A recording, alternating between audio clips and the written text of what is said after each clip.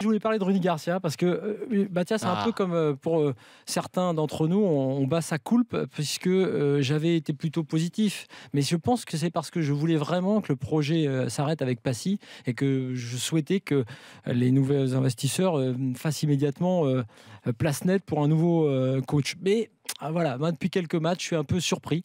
Et je commence à me demander, pour avoir lu ce qui s'est dit notamment en Italie, à son passage à la Roma, qui avait été très bon au début et puis qui est finalement parti. Et je lisais ce que disait Spalletti d'ailleurs récemment dans l'équipe et qui parlait de Rudy Garcia. Et il est passé très vite sur le sujet en disant oui, il a fait du bon travail au début, puis après...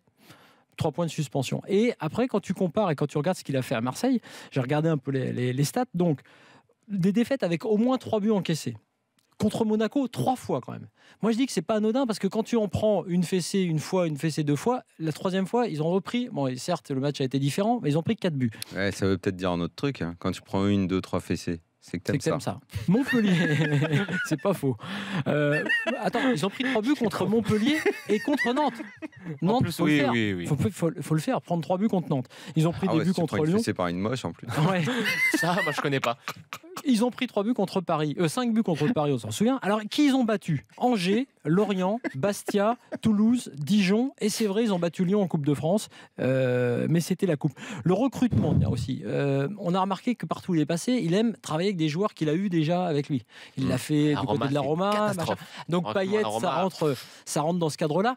Ça a ses limites, on verra. On est quand même un petit peu sceptique. Je reconnais que j'ai défendu ce recrutement parce que je pense qu'il fallait aussi faire un peu de business et de marketing, comme l'a dit Tapi d'ailleurs dans une très bonne interview récemment. Mais je me pose des questions aussi. Et puis surtout, le coaching et les compos de départ.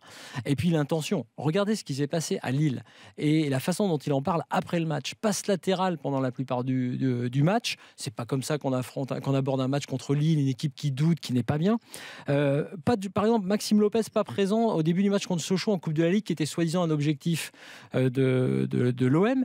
Le fameux match contre le PSG, aucun équilibre dans l'équipe, trop de joueurs offensifs. Donc au final, ça fait quand même beaucoup de questions sur sa tactique, sur ses compétences tactiques, sur les compos, sur le recrutement, et même, je vais finir avec ça, la com. Combien de fois a-t-il justifié après un match un mauvais résultat par des fautes, des erreurs d'arbitrage, par des faits de jeu, jamais avec un discours alors qu'il est capable d'en faire, Rudy Garcia, il en a déjà fait, mais quand ça va bien, quand ça va bien, il parle. C'est un peu Mitchell 2.0, Rudy Garcia, tu sais.